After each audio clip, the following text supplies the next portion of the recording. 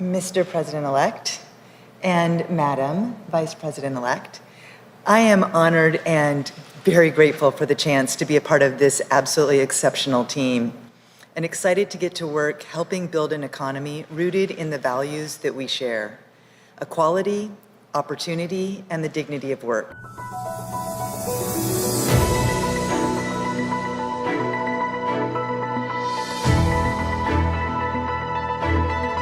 As we know, the new school was founded on the fundamental principles that there is no such thing as an ivory tower, that the privilege of being a scholar, that position in society is a privilege, and we don't belong in a tower separate from that society. We are part of the society. Given the new school's commitment to be part of society and making it better, it is no surprise to me that the new school faculty and students and alum are directly part of setting the agenda for a new administration.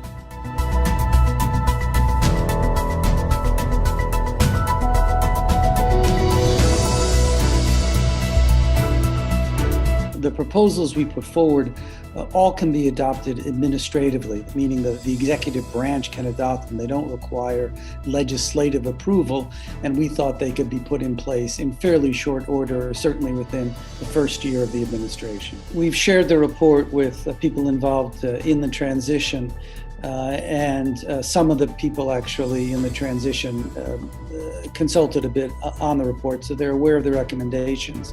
Of course, we don't have an administration yet, and the crucial work will have to be done not only by Alejandro Mayorkas, who will be the head of DHS, but the people he appoints. Darrick Hamilton, we want to thank you so much for being with us. Professor Hamilton was a surrogate and economic advisor on Bernie Sanders' 2020 presidential campaign, also one of the Sanders appointees, member to the Biden-Sanders Joint Task Force.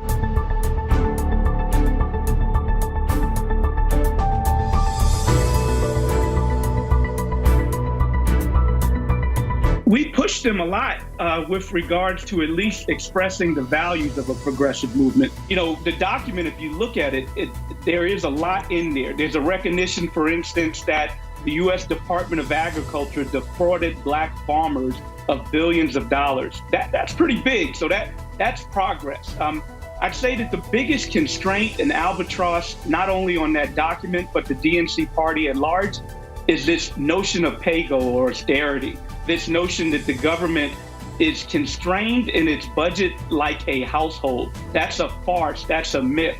We have monetary power that enables us to invest in our most treasured resource, which is its people.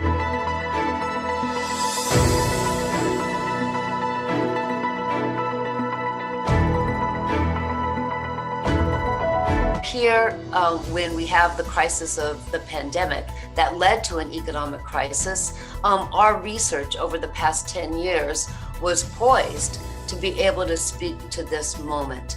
And therefore, it wasn't that difficult 3 and 4 months after the economy shut down and we had the worst recession we've ever had in this country. We were able to say, hey, politicians, look forward.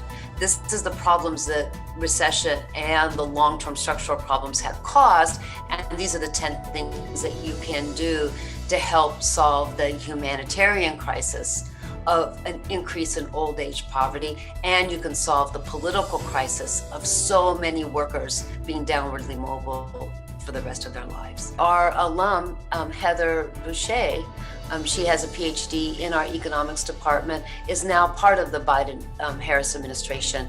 She is a member of the Council of Economic Advisors. I've dedicated my career to figuring out how we can grow and sustain the middle class and uproot the gender barriers and racial barriers that leave too many Americans outside the dream looking in.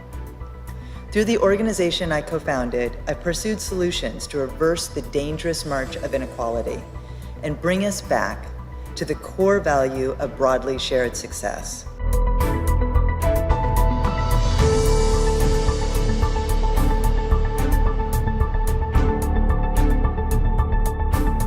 I think the new school should be looked to as a place for bold and innovative suggestions for dealing with the current major problems of the day. Given the new school's emphasis on critical thinking and design work and public policy, it really provides a unique perspective on major challenges facing the government, the country, and the world.